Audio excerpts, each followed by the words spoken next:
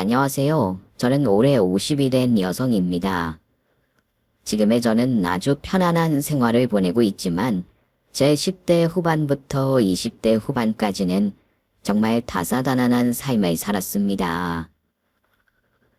엄마의 병으로 시작된 제 고생은 잘못된 결혼으로 그 정점을 찍게 됐죠. 물론 그 다음 일이 잘 풀려 지금 제가 마음 편히 살고 있긴 하지만 그때 만약 잘못된 선택을 했거나 모든 걸 포기했더라면 저는 아마 지금의 저처럼 마음 편히 몸 편히 있진 못했을 거예요. 시댁에서 세상과 단절되어 노예처럼 살고 있었을 겁니다. 그래서 오늘은 그 얘기를 해볼까 해요. 제가 시댁 사람들에게 무슨 일을 당했는지, 시댁 식구들이 저에게 어떻게 접근했는지 말이죠. 그럼 그 당시 제가 어떤 일을 겪었는지 얘기해 보겠습니다. 오늘 이야기의 주연 중 한 명인 남편과 결혼하기 1년 전, 저는 아주 힘든 상황에 놓여 있었습니다. 제 곁에 언제까지 남아주실 것 같았던 엄마를 희소병으로 떠나보내고 제 주위에 아무것도 없는 혼자가 됐거든요. 아니, 엄마가 떠난 저에게 남아있는 게 있긴 있었죠. 바로 감당하기 힘들 정도의 빚이 있었습니다. 그 큰 금액의 빚은 오랜 시간 여러 이유로 생기긴 했지만 가장 큰 부분을 차지했던 건 엄마의 병원비였어요. 어떻게든 엄마를 살려보겠다고 엄마가 낫지 못하더라도 현재의 건강 상태를 유지해보겠다며 쓴 돈들이 고스란히 빚으로 쌓여 있었죠. 원래도 없는 형편이었고 일찍이 아프게 된 엄마로 인해 고졸에서 학업을 멈추고 사회로 나와야 했던 저에겐 평생을 일해도 못 갚을 돈이었지만 그래도 저는 어떻게든 살아보려고 용을 썼습니다. 쪽잠을 자며 하루에 일 서너 가지를 하면서 돈을 벌고 빚을 갚고 있었죠. 그러던 중 한 음식점에서 일을 하게 됐는데 그곳의 사장님과 깊은 인연을 맺게 됐어요. 제법 큰 가게를 운영하던 사장님은 괄괄하고 남자 같은 성격이었지만 저에게만큼은 천사같이 잘해주셨습니다. 제가 그 집에서 일한 것 외에 아무것도 한 게 없었는데도 말이죠. 거기다 제 가정사와 상황을 듣게 된 사장님께서는 제게 지낼 곳도 구해주셨어요. 어머, 그럼 여지까지 어머니 간병하고 병원비 번다고 네 삶은 한 번도 못 산 거야? 아이, 또래들이 하는 것들 한 번도 한 적 없고, 친구도 없어? 연애도 한 적 없고? 네, 어쩌다 보니 상황이 그렇게 됐네요. 아니, 그래도 세상에 친구 한 명 없고 연애 한 번 못 해본 사람이 어디 있어? 선영이 얼굴이면 좋아한다는 남자가 있었을 텐데. 그런 것도 삶에 여유가 있어 보이는 사람한테 생기겠죠. 저는 정말 숨 돌릴 틈이 없어서요. 아유, 꽃다운 나이에 어쩜 그렇게 살아? 아, 내가 다 속상하네 정말. 아이, 그럼 지금은 어디서 지내는 거야? 지금은 역 앞에 있는 여인숙에서 지내고 있어요. 지내는 사람들이 거짓 남자분들이라 불편하긴 해도 씻고 자는 데는 문제는 없고요. 아니, 그 젊은 여자가 그런 곳에 지내면 되나? 아무리 주인장이 있다고 해도 역 앞에 여인숙이면 신분이 불명확한 사람도 들락날락하는 곳인데. 아유, 내가 불안해서 안 되겠어. 내가 우리 가게 근처에 방 구해다 줄 테니까 거기서 지내. 알겠지? 아니에요. 정말 괜찮아요. 저 돈 모아야 해서 지금 쓰고 있는 돈에서 더 나가면 안 돼요. 아이, 돈 걱정은 하지 마. 내가 반값 낼 테니까. 아, 그리고 무슨 일 있으면 고민 말고 언제든지 우리 집으로 와. 정말 고마우신 분이라고 생각했어요. 하지만 그때까지도 안쓰러운 사람을 그냥 지나치지 못하는 분이라고 생각했죠. 그런데 사장님께서 그 이상으로 절 생각하신다는 걸 알게 되는 일이 있었습니다. 어쩌다 보니 제가 날짜 계산을 잘못해 빚 상환을 제대로 못한 날이 있어 제가 일하는 곳까지 빚쟁이가 찾아온 날이 있었어요. 그런데 저리 찾아온 사람이 빚쟁이라는 걸 알게 된 사장님께서 제 빚을 갚아주겠다며 잘 괴롭히지 말라고 하신 거죠.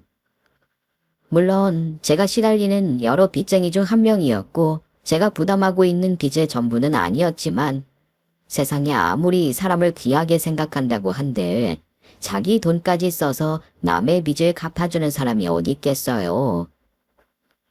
그것도 제가 특별한 사람도 아니고 가게에서 일하는 직원일 뿐인데 말이죠.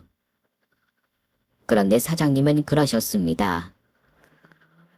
저는 그런 천사 같은 사장님을 만나게 된 걸 제 일생일 대의 복이라고 생각했습니다. 제게는 생명의 은인과도 같은 분이셨죠. 그런 분을 위해서라면 뭐든 할 수 있다고 생각했고 제가 사장님을 도울 수 있는 건 가게 일을 정말 열심히 하는 거라고 생각했습니다. 그래서 평소처럼 가게 일을 하라는 사장님의 말씀에도 몰래 밤늦게까지 또 새벽 일찍이 가게를 나와 일을 돕고 있었죠. 그렇게 해도 항상 사장님께 죄송한 마음이었고 감사한 마음이었어요. 그러던 도중 가게에서 사장님 아드님과 마주치게 됐습니다. 또 아드님께서 제게 관심이 있다는 것도 알게 됐죠. 하지만 저는 제 주제를 알고 있었습니다. 그리고 제게 은인인 사장님께 밉보이게 될까 걱정이 많았어요. 결국 아드님 마음이 상하지 않게 정중히 마음을 거절했죠. 그런데 다음 날 사장님께서 제게 아드님 이야기를 먼저 꺼내셨습니다. 선영아, 너 우리 창석이가 만나자고 한 걸 거절했다며? 혹시 나 때문에 부담스러워 그런 거라면 나 신경 쓰지 말아라. 그리고 우리 창석이 정말 괜찮은 놈이니 한번 만나봐. 괜히 나 때문에 서로 좋은 인연 될 수 있는 사람들이 못 만나게 되면 되나. 생각지도 못한 대답에 얼떨떨하기도 했고 사장님께서 허락한 일을 제가 다시 거절하면 그것도 신뢰가 되는 것 같아 아드님과 하루 만나보기로 했어요. 그런데 그 첫 만남에서 제가 남편에게 반했던 거죠. 이제까지 제가 남자 경험이 없기도 한 이유도 있었겠지만 그걸 둘째치고도 남편은 너무 다정하고 친절한 사람이었습니다. 능력 없고 가진 것 없고 보잘것없는 저를 공주 떠받들듯이 대해줬죠. 그러다 보니 사장님께 예의를 지키려고 했던 딱 한 번의 만남이 여러 번 계속되게 됐어요. 결국엔 남편과 진지하게 만나게 됐는데 그때도 사장님께서는 다른 차별 없이 제가 남편의 여자친구가 된 걸 기뻐하시며 처음부터 며느리라는 호칭까지 불러주셨습니다. 그런 모습을 보면서 날 사랑해주는 남편에게도 고마웠지만 절 한 사람으로서 대접해주시고 인정해주시는 사장님께 더 감사했습니다. 물론 부담스럽지 않았다고 한다면 거짓말일 거예요. 정말 보잘것없는 저를 며느리라고 불러주시고 이것저것 챙겨주시고 주변 분들에게도 남편과 사귀는 사람이라며 자랑스럽게 소개해주시는 사장님의 행동이 부담스럽기도 했지만 제가 그런 생각을 가져서는 안 된다고 생각했습니다. 오히려 감사해야 하고 또 감사해야 하는 일이라고 생각했죠. 그러던 중 사장님께서 저를 부르시곤 먼저 자기 진짜 며느리가 되지 않겠냐고 물어오셨어요. 선영아, 나는 네가 정말 마음에 드는데 혹시 진짜 내 며느리 될 생각은 없니? 네? 그게 무슨... 우리 창석이랑 결혼하지 않겠냐는 말이야. 내가 너의 너무 마음에 들어서 그런지 몰라도 널 내 며느리 삼고 내 딸로 삼아 한 가족이 되고 싶은데 넌 어떻게 생각하니? 남편의 프로포즈보다 시어머니 되는 분께 먼저 결혼 제안을 받으니 저로선 쉽게 대답이 나오지 않았습니다. 물론 남편도 시어머니도 너무 좋으신 분들이었지만 제가 너무 자격 미달의 사람이라 이 결혼을 해도 되나 싶더라고요. 그러다 보니 고민이 길어지게 됐어요. 당연히 보잘것없는 제가 넙죽 엎드려 그러겠다고 대답해야 하는 입장에도 불구하고 오랜 시간 대답을 내놓지 않았는데도 어머님께서는 제 대답을 재촉하지 않고 기다려 주셨죠. 그러는 사이 예비 시누이와 제게 형님들 분들께서 큰 고민 말라 말씀하시며 시댁이 얼마나 화목한지 어머님과 식구들이 얼마나 좋으신 분들인지 말씀해 주셨죠. 이제 곧 한가족이 될 사람인데 내가 올케라고 불러도 될까? 요즘 고민 많지. 창석이가 멋있게 프로포즈하기 전에 엄마가 며느리 돼달라 말해서. 우리 엄마가 성격이 좀 급하고 욕심이 많아. 특히 좋은 사람은 놓치기 싫어서 더 급하게 나오고. 아마 올케가 고민하는 건 우리를 믿어도 될까? 우리가 올케 집에 민폐를 끼치는 건 아닐까? 이런 거라고 생각해. 그런데 그 고민이 맞다면 정말 고민할 필요도 없어. 올케가 직접 우리 엄마하고 창석이, 나 이렇게 봐와서 알잖아. 또 우린 올케가 얼마나 좋은 사람인지 알고. 우리 가족은 그 사람 자체가 어떤 사람인지 중요하게 생각하지 올케가 어떤 상황이든 어떤 일을 겪었든 전혀 중요치 않아.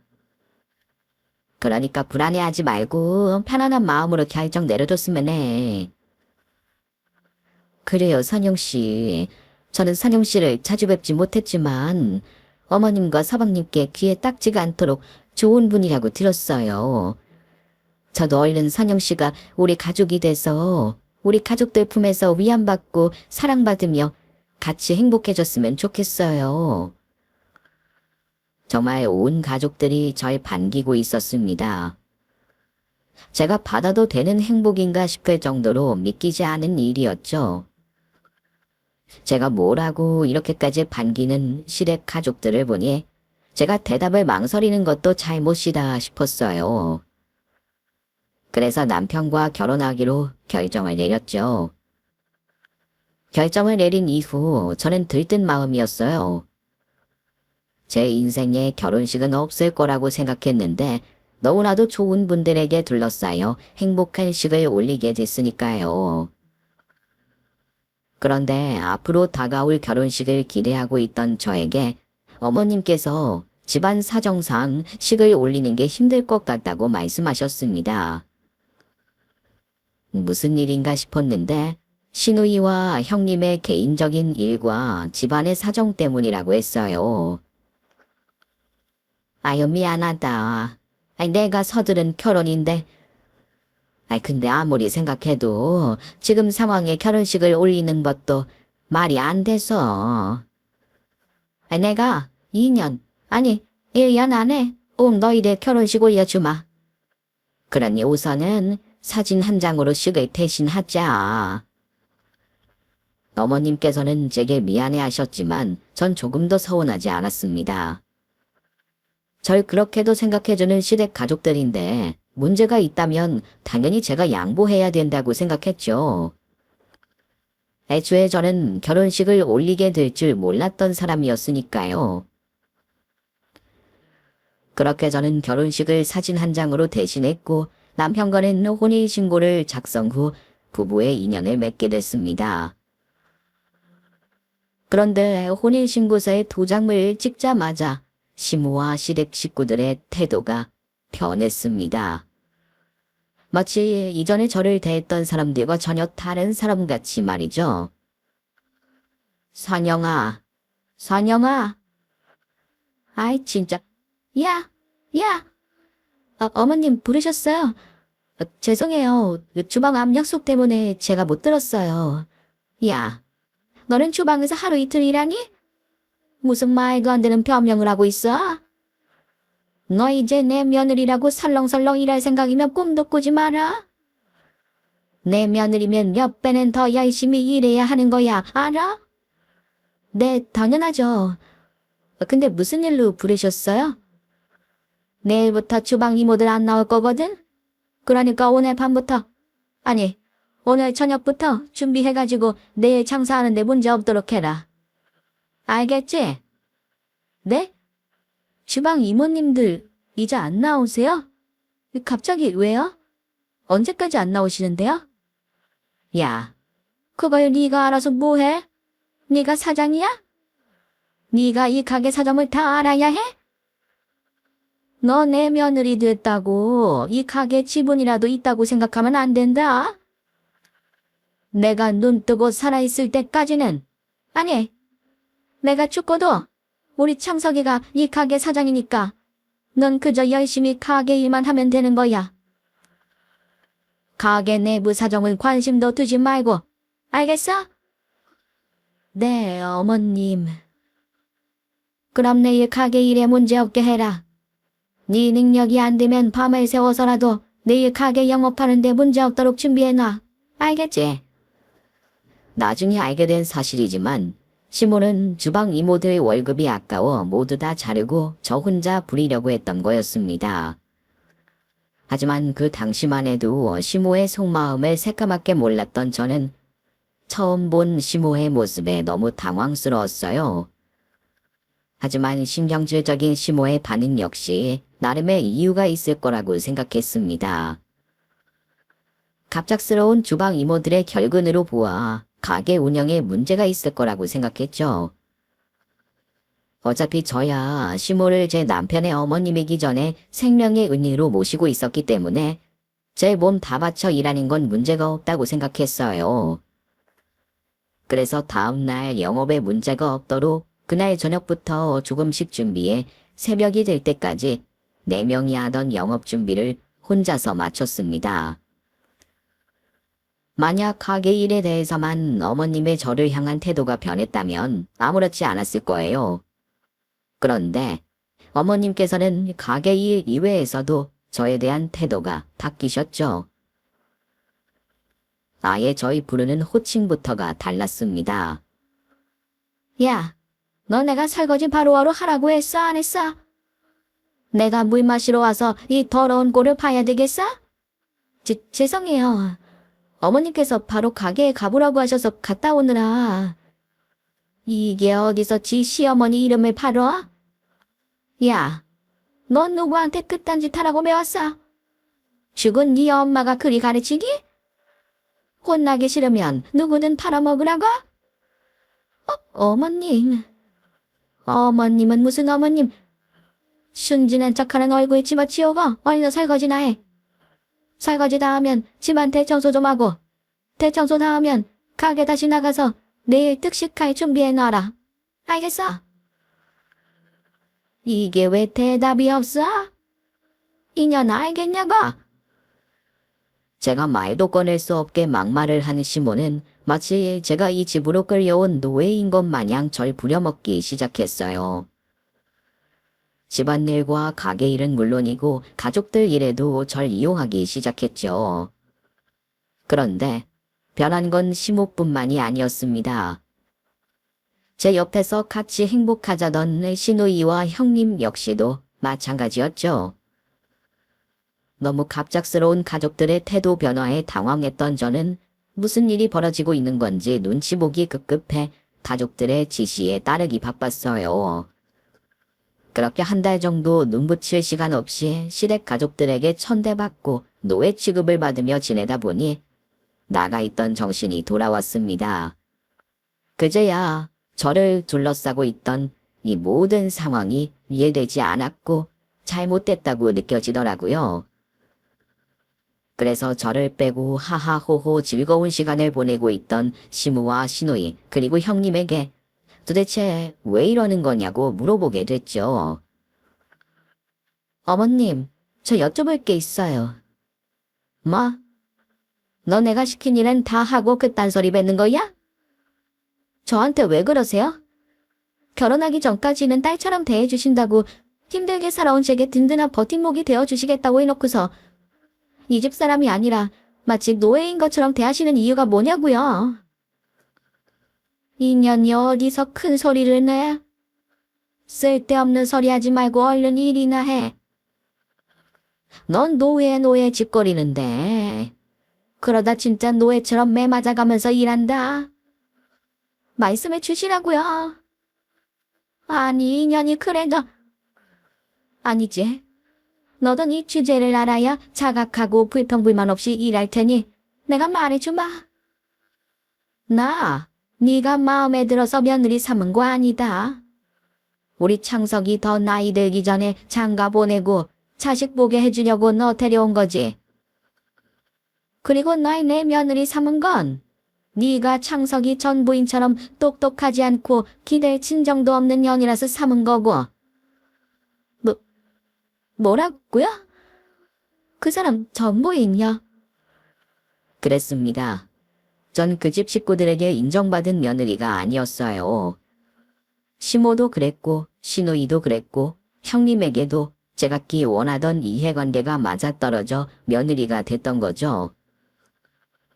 우선 시모의 경우 이미 한 번 결혼 경험이 있는 아들이 더 나이를 먹으면 영영 짝을 못 찾을 것 같아 저를 옆에 뒀던 거였습니다. 또 남편이 이혼하게 된 이유가 전 부인이 잘나고 비빌 곳이 있는 친정이 있다고 생각해 친정도 없고 상황이 좋지 않았던 저를 며느리 삼았던 거죠. 제 사정을 알게 된 첫날 제가 남자 경험이 없고 상황이 힘들다는 말에 바로 그 결심이 섰다고 했습니다. 그리고 시누이와 형님의 경우 지독하고 까탈스러운 시모의 비위를 맞춰줄 사람을, 그리고 냄새나고 지겨운 가게 일을 대신 도맡아서 해줄 사람을 찾고 있었던 거죠. 그러한 이해관계가 딱딱 들어맞아 세 사람 모두 제가 이 집안의 며느리가 되길 바랬던 거였어요. 또 원하는 대로 이 집안 사람이 되자 결혼 후 태도를 돌변했던 거고요. 좋은 사람들이라고 생각했던 제가 완전히 속고 있었던 거죠. 너무 큰 충격이었어요. 그 큰 충격에 아무것도 들리지 않았고 그대로 방 안으로 들어가 멍하니 앉아 있었습니다. 그러다 남편이 들어오는 소리에 정신이 번쩍 들었죠. 돌변한 시댁 식구들에게 화가 났지만 이혼 경력을 숨긴, 또 가족들의 본심을 알고도 모른 척하고 있던 남편에게 화가 났습니다. 그래서 따져 물었는데 더 어이없는 소리만 듣게 됐어요. 아이씨, 그래서 뭘 어쩌라고?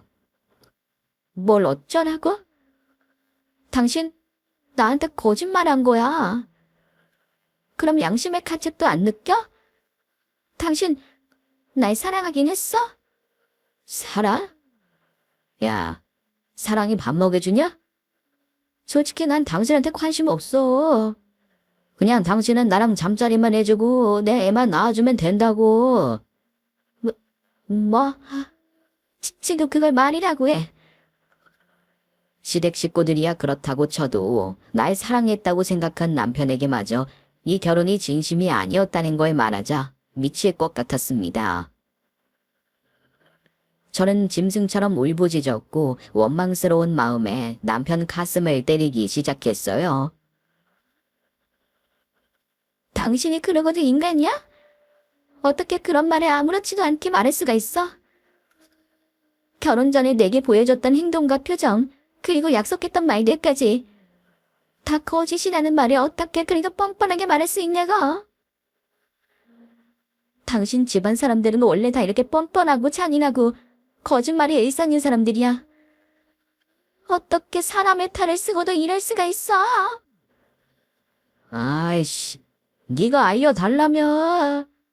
근데 또 왜 난리는 따고 지랄이야. 옛말에 매도 먼저 맞는 게 낫다고 했어. 그러니까 빨리 마음 정리하고 그냥 받아들여. 그렇게 못해. 사랑받는 아내도 며느리도 아닌 이 집 노예로는 나 못 살아. 길바닥에 신문지 덮고 살더라도, 빚쟁이에게 쫓겨서 숨 돌릴 틈 없이 24시간 일만 하고 살더라도 나답게 날 사랑하는 사람과 함께 살고 싶어. 나랑 이혼해줘. 나 더는 이 집에서 못 지낼 것 같아. 나를 이 집 노예로 생각하는 당신 식구들, 당신 핏줄이나 이어지는 기계 대접받으면서 못 살겠고. 뭐, 이희원. 인연이 똥오 좀 못 가리고 아무 말이나 짓거리네. 야, 내가 지금까지 오냐오냐 봐줬더니 밑도 끝도 없이 기어올라? 너 내가 우스워? 이게 진짜 이씨. 네가 아무래도 다른 집 옆에 애들처럼 맞아야 정신을 차리겠다. 이리 와 이년아. 아, 저로서는 도저히 받아들일 수 없는 삶이었습니다. 시댁 식구들에게는 노예라는 대접을 받으며 비웃음과 조롱이 섞인 말을 들었고 남편에게는 저를 사랑한 적 없다는 말을 듣게 됐으니까요. 어느 여자가 그런 말을 듣고도 아무렇지 않게 살아갈 수 있겠어요. 그래서 홧김이 아니라 진심으로 남편과 이혼하고 싶었습니다. 또 남편에게 이혼해달라고 말을 했고요. 그러자 남편은 좋다 싫다는 대답 대신 주먹을 제게 날려왔어요. 가정폭력까지 당하게 된 거죠. 저보다 덩치가 좋기 2배는 넘게 차이나는 남편에게 맞았던 저는 살기 위해 입을 다물어야 했습니다. 몸을 웅크리고 한 대라도 빗맞기 위해, 막아내기 위해 용을 써야 했죠. 남편의 구타는 언 2시간 가까이 계속됐어요. 그러다 화풀이가 끝난 남편이 방 밖으로 나서자마자 기다렸다는 듯이 시모가 방 안으로 들어왔죠. 그리곤 제가 남편에게 이혼하자는 얘기를 듣고 준비를 해왔는지 제 발목에 쇠사슬을 걸어치웠습니다. 아이고 이 멍청한 년. 그러게 왜 매를 벌어? 하기야. 네 년이 이렇게 난리를 떨어서 나도 이 쇠사슬 구할 시간을 벌 수 있었다만. 야, 이 멍청한 년아.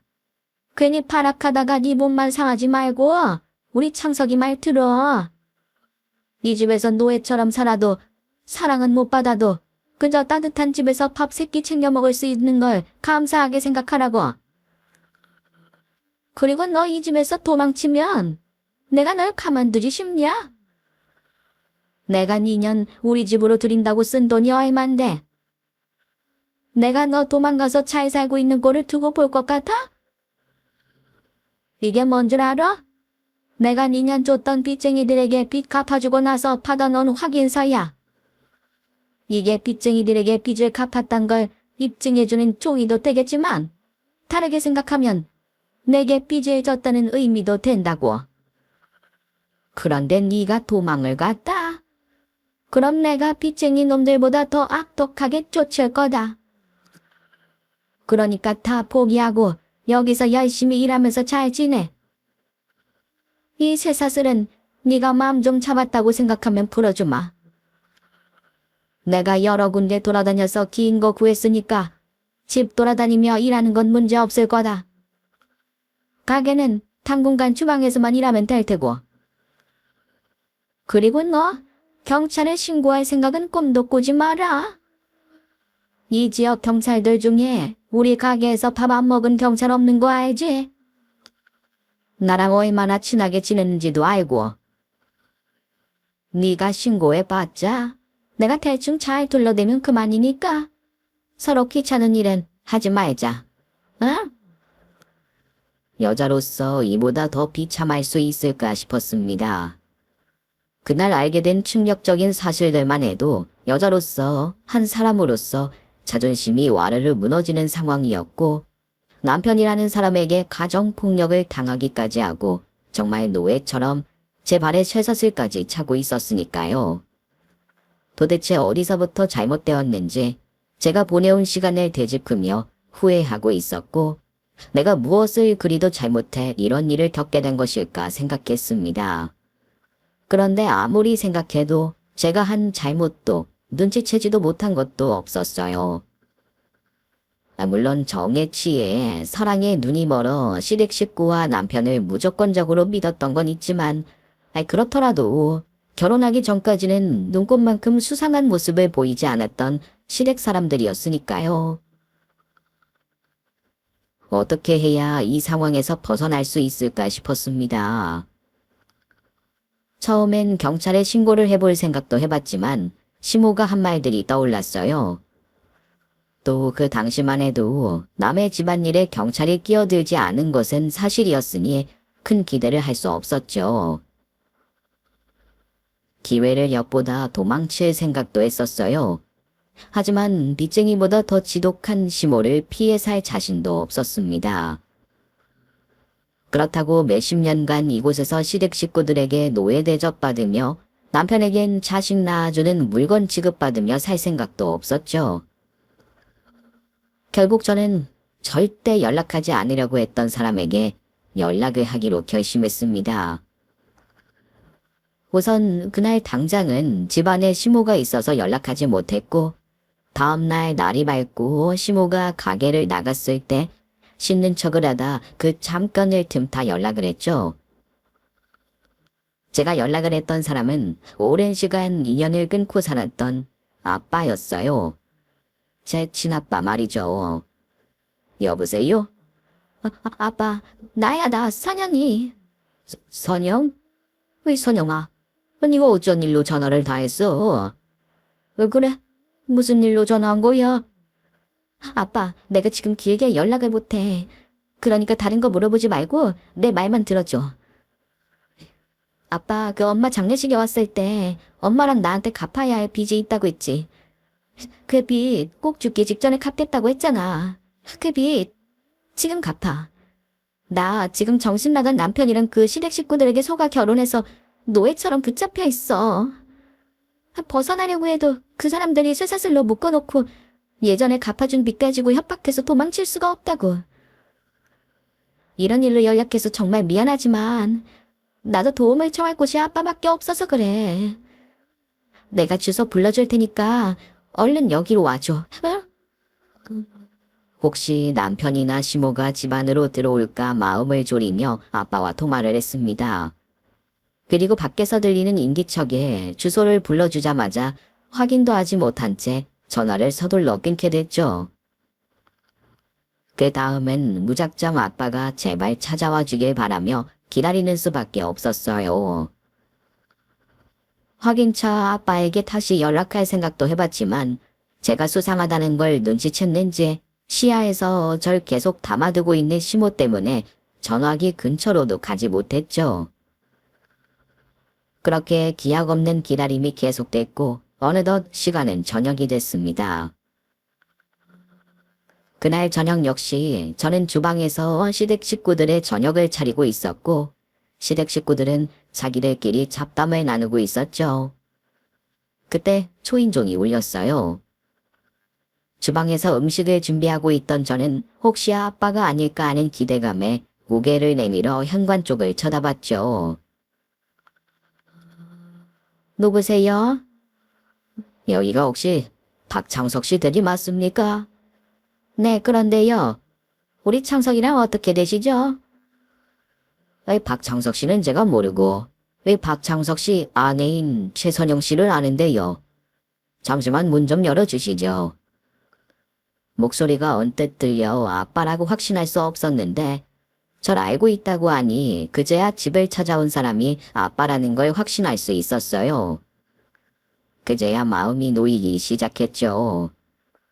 그런데 오늘 내내 제 행동을 수상하게 생각하던 시모는 한숨을 내쉬는 저를 보곤 무슨 일을 꾸민 거냐며 쏘아붙이기 시작했습니다.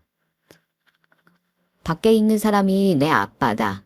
내가 아빠에게 전화했다고 시모에게 말할 수 있었습니다만 아직 아빠가 집 안으로 들어온 것도 아니었기 때문에 성급하게 행동했다 이를 그르칠 이유가 없었어요. 못된 짓을 하는데 이심전심인 이 가족들이 아빠를 또 어떻게 속여먹을지 몰랐으니 우선은 아빠가 제가 있는 이 집 안으로 들어오게 하는 게 우선이다 싶었죠. 그래서 아무것도 모르는 척을 했고 시모는 신우이와 함께 저를 방 안으로 들어가게 했습니다. 그리고 얼마 뒤 자기들끼리 작당 모의를 속닥거린 시댁 식구들은 아빠에게 문을 열어줬어요. 이 저녁 시간에 연락도 없이 이렇게 불쑥 찾아와서 죄송합니다. 저희 며느리를 아신다고요? 그럼 관계가 어떻게 되시죠? 네, 저 선영이 아버지 되는 사람입니다. 이렇게 갑자기 집으로 찾아와 인사드리게 되어 죄송합니다. 네, 선영이 아버지요? 아니 그게 무슨, 선영이게는 아빠가 없어요. 엄마 죽고 꼬아나 마찬가지인 애인데 무슨 아버지. 그러니까 사람 속이래 들지 말고 얼른 누군지 말하세요. 그쪽도 빚쟁이입니까? 돈 받으려고 거짓말까지 하는 거예요? 못난 아비기도 하고 선영이에게 인정도 못 받지만 애 엄마랑 저 사이에 선영이가 나왔으니 제가 아버진 맞죠. 아유 그나저나 선영이는 어디 있습니까? 아니 아저씨, 내가 하는 말에 솔직하게 답이나 하라고요. 누구예요? 누군데 남의 집에 들어와서 우리 며느리 아비 행세를 하냐고? 내가 경찰 부르기 전에 이 집 나가서 갈 길 가던가 아니면 누군지 얼른 정체 밝혀요. 경찰? 왜 안 그래도 내가 그 경찰 부를까 생각 중이었는데 얼른 부르시죠. 나 안 도망갈 테니 우리 딸 어디로 빼돌렸는지 얼른 말해요.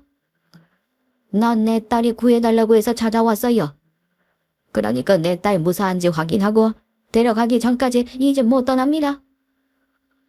시모가 계속해서 아빠의 정체를 믿지 않으며 빚쟁이 취급을 했고 아빠는 집안을 아무리 둘러봐도 죄가 없자 걱정된 마음에 정체를 밝히시며 저를 찾으셨어요. 이제 제가 저를 구하러 온 아빠를 향해 이 방을 나갈 차례였습니다. 저는 저를 옴짝달싹 못하게 붙잡고 있던 신우이를 방바닥으로 밀쳐버리고 아빠가 있는 현관으로 향했어요. 뭐라고요? 지금 이 양반이 무슨 소리라는 거야? 누가 구해달라고 해? 우리 집에서 귀한 며느리 대접받으면서 잘 살고 있는 애가 왜 당신에게 구해달라고 해? 그리고 내가 선영이 걔랑 있으면서 걔한테 아비가 있다는 얘긴 듣도 보도 못했어. 그러니까 당신이 나한테 사기를 치고 있거나 서영 맞다고 해도 무늬만 아비일 뿐이지 진짜 아비는 아니라는 거지. 도대체 뭘 바라고 여기까지 찾아왔는진 모르겠지만 헛소리 그만하고 나가셔. 우리 선영이 이 집에서 사랑받으면서 잘 살고 있고 지금도 지 남편이랑 만난 거 먹고 좋은 거 보러 담긴다고 여행 가서 이 집에 없으니까 나가라고. 내가 당신이 선영이 진짜 아비인지 아닌지는 여행에서 돌아온 4년 얘기 물어볼 테니 우선은 나가. 아니면 진짜 경찰 부를 거니까 나가라. 아빠, 나 여기 있어. 나 이 집에서 나갈 수 있게 도와줘. 뭐야? 얘가 왜 튀어나와? 야, 박주연. 너 얘 안 잡아놓고 뭐 하는 거야? 아빠 나 좀 구해줘. 나 이 사람들이 개처럼 부려먹어. 결혼 전까지는 이 집 식구인 것처럼 잘해주더니 결혼하자마자 이 집 가게 일이며 집안일이며 정말 개처럼 부려먹는다고. 그냥 며느리들이 하는 시집살이 정도가 아니야. 진짜 노예라고. 거기다 난 몰랐는데 내 남편이라는 사람 이미 결혼한 전적이 있대. 그 사람 나 사랑하지도 않으면서 더 늦기 전에 결혼하려고 애 가지려고 일부러 이 집안 사람들이 똘똘 뭉쳐서 결혼시킨 거라고. 나 완전히 이 집안 사람들에게 속았어. 사기 결혼 당했다고 아빠. 아니 제가 지금 뭐라고 하는 거야? 제가 우리 집 사람들을 아주 이상한 사람들로 만드네. 야, 우리가 속이긴 뭘 속여? 지금 네가 하는 일 다른 집 며느리들도 다 하는 일이야. 네가 부모가 없어서 보고 배운 게 없어 힘들다고 생각하는 거지. 다른 집 며느리는 더한 시집살이 당하면서도 산다고. 그리고 우리 참석이 이혼 얘기는 네가 못 들은 거 아니야? 나랑 참석이는 분명히 처음에 말했다. 니년이 귀담아 듣지 않은 걸 가지고 왜 우리 탓으로 몰아가? 아빠를 만나게 됐던 저는 제가 당해온 일들을 짧게 다시 한 번 더 설명했습니다. 저는 그걸로 시댁과 제 악연이 끝이 날 거라고 생각했어요. 시댁 사람들 모두 할 말이 없을 테니까요. 그런데 시모는 잠시 당황하는 모습을 보였을 뿐 흔들리지 않았습니다. 마치 제가 아빠에게 한 말들이 모두 거짓인 것처럼 제가 나약한 며느리인 것처럼 몰아갔죠. 하지만 아빠도 가만히 듣고만 있진 않았어요. 저와 가깝게 지내지 않았지만 제가 어떤 아이인지 엄마에게서 무엇을 보고 자랐는지 알고 있었으니까요. 그럼 지금 제 딸이 거짓말이라도 한다는 말입니까? 거짓말은 아까부터 당신이 하고 있잖아요. 아까 뭐라고 했습니까? 우리 딸 행복하게 잘 살고 있다면서요? 지금 당신 아들이랑 여행 가서 이 집에 없다면서요? 그런데 저 방에서 나온 건 뭔데요?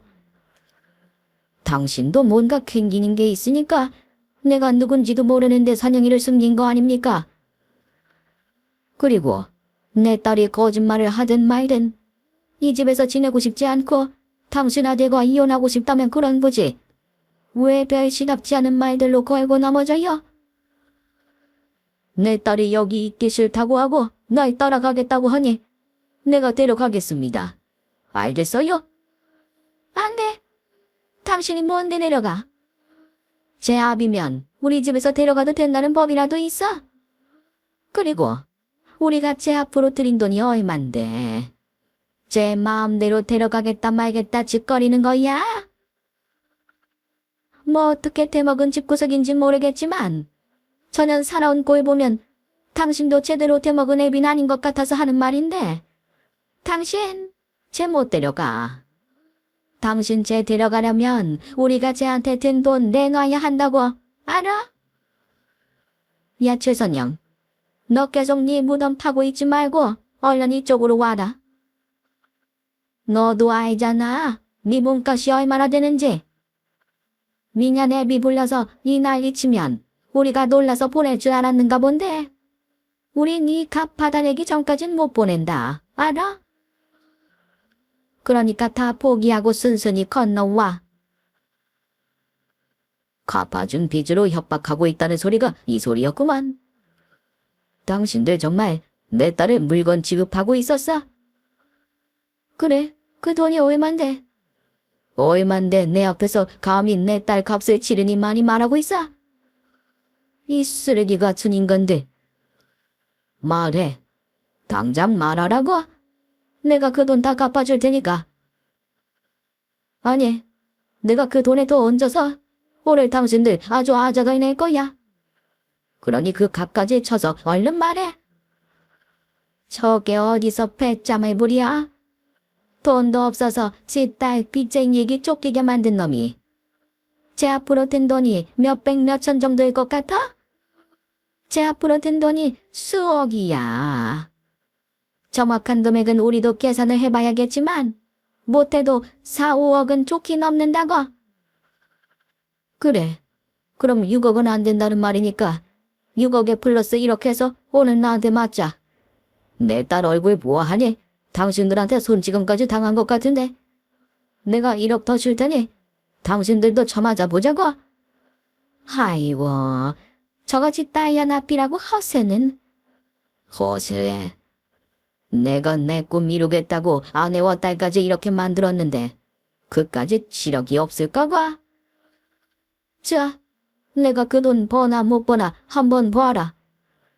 그리고 상황 파악됐으면 이제부터 좀 맞자. 아이고, 용을 쓴다 용을 써. 그래, 당신이 뭐하는 사람인데?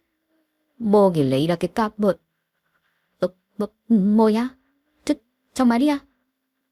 이거 진짜야? 뭔데 엄마? 어머님, 뭔데요?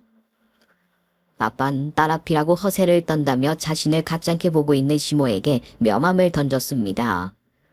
그 명함을 집어든 시모는 제게 아빠가 있다는데 놀랐던 것처럼 또다시 놀라며 당황스러워했어요. 당당하던 조금 전과 달리 말문이 막힌 모습이었죠. 그 모습에 신호이와 형님도 시모에게 달라붙어 아빠의 명함을 봤어요. 그리고 두 사람 역시 눈이 동그랗게 변하며 입이 벌어지기 시작했죠. 그 집안 사람들의 말문이 막히게 했던 저희 아빠의 직업은 대형 로펌의 변호사였습니다.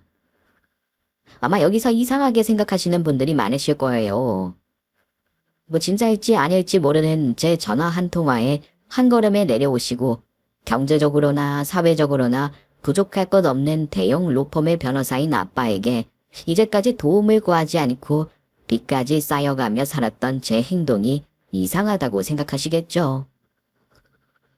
저도 그럴 만한 이유가 있었습니다. 또 아빠의 직업이 그 이유기도 했죠. 저와 아빠, 아니 우리 가족이 이렇게 된 이유를 말하기 위해서는 엄마와 아빠가 결혼했을 때로 돌아가야 합니다. 저희 엄마와 아빠는 아직 결혼 준비가 되지 않은 상태에서 부부의 연에 맺으시게 되셨어요. 연애를 하시던 도중 갑작스럽게 제가 생겼거든요. 당시 아빠는 사법고시를 준비 중이던 고시생이었고 엄마는 꿈 많은 대학생이셨습니다.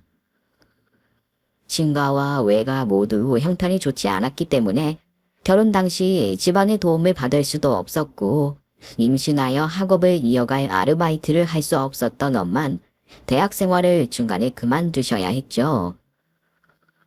그렇게 저로 인해 시작된 두 분의 결혼 생활은 아쉽게도 정상적이지 못했어요. 아빠의 고집 때문이었는데요. 아빠는 고시에 대한 꿈과 고집을 결혼하고 나서도 꺾지 않으셨습니다. 워낙 어려운 가정 형편에서도 뛰어난 머리로 집안뿐만 아니라 고향 마을의 기대를 한껏 받으시기도 했고 고시에 합격해야 어려운 형편의 친가와 외가 또 엄마와 저를 행복하게 해줄 수 있다는 생각에 사로잡혀 계셨거든요. 그런데 모두가 알다시피 공부로 방귀 좀 낀다는 사람들도 낙방의 고배를 먹는 시험이 고시였습니다. 바늘구멍 들어가기보다 힘들다는 고시 합격으로 인해 아빠도 여러 차례 떨어지셨다고 했죠. 그럼에도 아빠는 계속해서 시험에 도전하셨다고 해요. 온 가족을 행복으로 이끌 방법은 자신이 고시에 합격하는 것밖에 없다고 생각했으니까요. 하지만 그런 아빠의 고집으로 인해 엄마와 저는 고통을 받을 수밖에 없었습니다.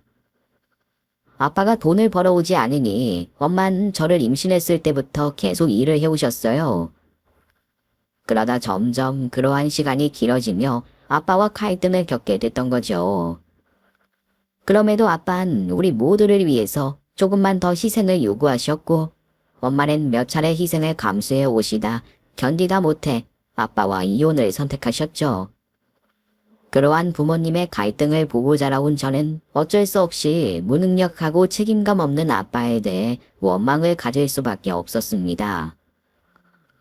그래서 몇 년 후 고시에 합격했다며 다시 저희 모녀를 책임지겠다고 찾아온 아빠에게 저 역시 엄마처럼 냉랭하게 대했죠.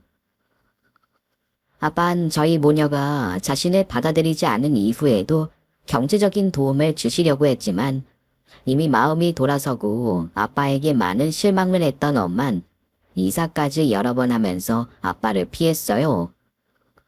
그러다 엄마가 병에 걸리시고 제가 아빠에게 연락해 병원비를 부탁하려고 했지만 그때도 역시 엄마가 아빠 돈으로 치료를 받을 수는 없다고 거부를 하셨죠. 물론 아빠에게 도움을 받았다고 해도 엄마의 병이 당시에도 지금도 딱히 치료 방법이 없는 희소병이라 결과는 같았을 겁니다. 하지만 아빠를 향한 제 마음은 변했을지도 몰라요. 아빠의 도움을 몸이 아픈 와중에도 끝까지 거절하는 엄마를 보며 아빠를 원망하던 제 마음이 더 커져버렸거든요. 그때 엄마가 아프게 된 것도 제가 고생을 하게 된 것도 전부 아빠 탓이라고 생각하며 아빠를 향한 원망이 걷잡을 수 없게 커져버렸습니다.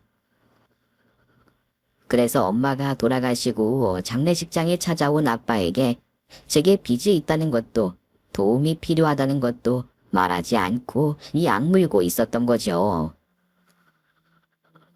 그런데 그 어디에도 도움을 구할 곳이 없던 상황에 놓이게 되니 절 도와줄 사람이 아빠밖에 떠오르지 않더군요.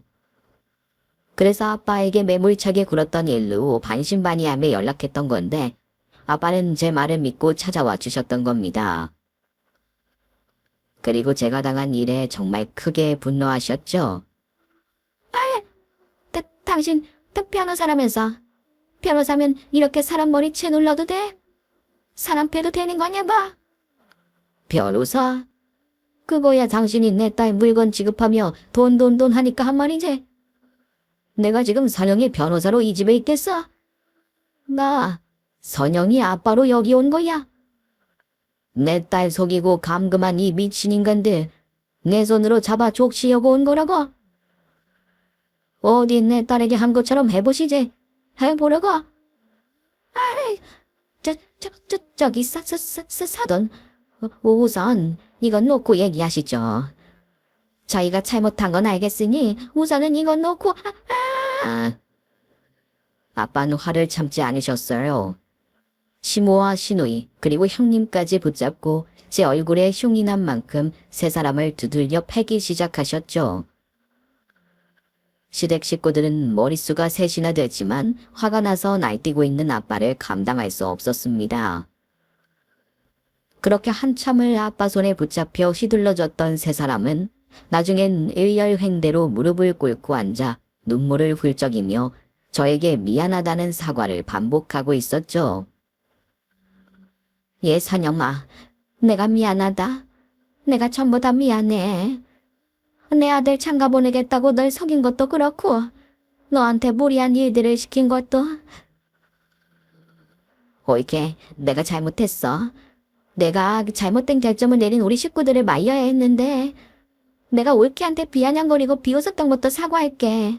그리고 동서 나도 내가 집안 식구들의 결정은 어떻게 못하더라도 같은 며느리로서 옆에서 힘이 돼야 했었는데 옆에서 판것만 하고 있고 나 편하자고 통서만 부리고 정말 미안해. 내가 생각나는 대로 지절거리지 말고 진심을 담아서 내 딸한테 사과 안 해? 당신들 지금까지 무슨 짓을 저지른 줄 알아? 당신들 사기에 특수폭행 거기다 감금까지 한 거야. 그리고 그냥 사기야? 당신들 죄다 공모해서 꾸민 거 아니야? 내가 당신들 손봐줬다고 가만둘 거라고 생각해? 당신 같은 사람들이 다른 일 하는데 캥기는 게 없을 것 같냐고? 내가 비록 변호사지만 내 동기 선후배들은 전국에 있어. 여기에도 지청에도 내 동기 선배가 있다고. 내가 혈연, 지연, 학연 죄다 동원해서 당신들 뼛속까지 털 거야. 어디 털어서 먼지 하나 없나 보자고. 화가 난 아빠가 시댁 식구들 손봐주는데 그치지 않고 지인들을 동원해 뼛속까지 털겠다고 하자 세 사람은 애원하듯이 저와 아빠에게 빌기 시작했습니다. 그때 집안에서 무슨 일이 벌어지고 있는지 모르는 남편이 술에 취한 채 집 안으로 들어왔죠. 그리곤 집안에서 벌어지고 있는 희한한 모습을 보고 멈칫했어요. 뭐야? 다들 왜 그러고 있어? 이 남자 누구고? 네 놈이구만. 내 딸에게 사기쳐서 결혼한 놈이 네 놈이었어? 누구세요? 그리고 딸이라뇨? 그쪽이 이 사람 아버지라고요? 얘 창서가 너 그냥 무릎 꿇어. 괜한 짓 하지 말고 무릎 꿇으라고. 그래. 엄마랑 누나가 나중에 다 말해줄 테니까 헛된 말하지 말고 우선 우리처럼 해. 얼른. 시모와 시누이는 남편이 실수해 아빠의 심기를 건드릴까봐 노심초사한 모습이었어요. 하지만 상황 파악이 덜 되었던 남편은 아빠에게 실수를 저질러버리고 말았죠. 뭐야? 다들 반응이 왜 그래? 그리고 이 사람이 엄마, 누나, 그리고 형수님까지 무릎 꿇게 만든 거야? 당신 뭔데 우리 가족 무릎을 꿇냐? 당신 딸이 우리 가족한테 얼마나 빚을 졌는지 알아? 아직 그 얘기 못해? 남편 역시 아빠의 주먹을 피해갈 수 없었습니다. 덩치는 비슷해도 나이가 한참은 젊은 남편이었지만 술에 취하기도 했고 제가 겪은 일로 화가 잔뜩 났던 아빠를 당할 수가 없었죠. 결국 남편 역시 다른 시댁 식구들처럼 거실 한쪽에 무릎을 꿇고 저와 아빠에게 잘못했다 빌게 되는 꼴이 됐어요. 아버님, 제가 잘못했습니다. 제가 감히 아버님을 몰라뵙고 너무 큰 실수를 저질렀습니다. 정말 죄송합니다. 네 놈이 지금 그딴 말 할 때야? 네 놈의 새끼가 잘못했다고 빌고 사과해야 하는 건 내가 아니라 선영이야? 눈치 살살 봐가며 행동하는 네 놈 새끼 하는 짓 보니까 안 봐도 어떤 놈인지 알겠다. 긴 말 말고 넌 내 딸과 하게 될 혼인 취소 소송에서 꺼불지 말고 네가 네 식구들이 저지른 짓 순순히 인정해. 괜히 발버둥 치겠다고 시간 끌지 말고 네가 내 딸 속에서 결혼한 거 인정하라고. 알겠어? 그리고 아까도 말했지만 너 당신들 절대 가만 안 둬. 당신들이 이곳 토박이건 아닌 연줄이 많던 내 알 바 아니고 당신들 뭉개버리는데 아무 영향도 없으니까 각오들 하라고. 알겠어? 또 하나 더. 내 딸 앞으로 든 비용 정확하게 계산해서 여기로 보내. 내가 내 딸과 확인하고 검토해서 10원도 빼지 않고 보낼 테니까 이 버러지 같은 집안 새끼들아. 알겠어? 왜 대답이 없어? 그렇게 담아봐도 아직 정신 못 차린 거야? 시댁 식구들에게 윽박 지르면서 확답을 받은 아빤 저를 데리고 집으로 돌아가셨습니다. 저는 아빠 집에서 몸을 추스른 뒤 남편과 혼인 취소 소송을 하게 됐죠. 아빠에게 잔뜩 당해서 그런지 아니면 아빠가 호언장담한 뼛속까지 털겠다는 말 때문인진 몰라도 남편은 순순히 자신과 시댁 가족들이 한 거짓말을 인정했어요. 아빠 덕분에 소송 시작부터 판결이 날 때까지 빠르고 탈 없이 원하던 결과를 얻을 수 있었죠. 그리고 저를 평생 노예처럼 부려먹으려고 했던 그 집 가족들에게 복수를 할 수 있었습니다. 아빠가 자신했던 것처럼 그 집 사람들을 탈탈 털어서 나오는 것들은 전부 다 행정처분과 형사, 민사로 고소, 고발, 그리고 신고했거든요. 저 역시 시몬의 가게에서 일을 하며 보아온 잘못된 관행을 알고 있었기 때문에 복수를 하는데 도움을 줄 수 있었죠.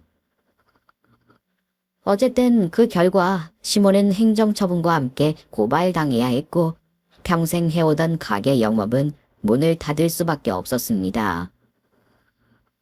물론 제 가슴과 머리에 평생 지워지지 않을 상처를 준 걸 생각하면 한참 모자란 벌이었지만 그래도 결혼 생활을 더 오래 끌지 않고 그 집안에서 벗어날 수 있었고 아빠가 해준 복수와 사회에서 내린 처벌로 그 사람들에게 한 방 먹일 수 있었던 걸로 만족했어요. 이후 저는 절 도와준 아빠와 한 집에서 지내며 앞으로 어떻게 살아갈지 계획했습니다. 그러는 동안 아빠에게 높게 쌓아뒀던 담을 허물며 서로를 이해하는 시간도 갖고 오해도 풀었어요. 그 시간이 제게 벌어졌던 이번 일에 있어 가장 중요한 일이 아니었나 싶습니다. 아빠를 용서하고 이해하는 시간이 됐으니까요. 덕분에 전 아빠라는 가족을 다시 가질 수 있었고 아빠의 지원 속에 제가 하고 싶었던 일을 배우며 조금 늦은 감은 있지만 정상적인 삶을 살아갈 수 있었습니다.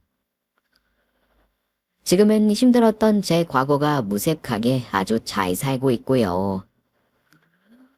댁에 있었던 그 일이 저에겐 전화위복이 됐던 것 같아요. 또 사회를 살아가는 데 있어 무조건적인 호의는 없다는 걸 알게 됐고 피는 물보다 진하다는 것도 가족이라고 한들 그 이해관계가 단순할 수 없다는 걸 알게 됐습니다. 한 사람으로서 성숙하게 만들어주는 계기가 됐죠.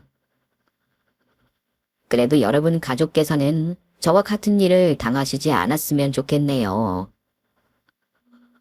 세상엔 무조건적인 호의는 없다는 걸 주위 분들에게 주의시켜 고초를 겪지 않으셨으면 좋겠네요. 그럼 저는 이쯤에 제 사연을 마치도록 하겠습니다. 끝까지 읽어주셔서 감사하고요. 2024년 갑진년 새해 복 많이 받으시고 하시는 일 모두 풀리길 바라겠습니다. 감사합니다.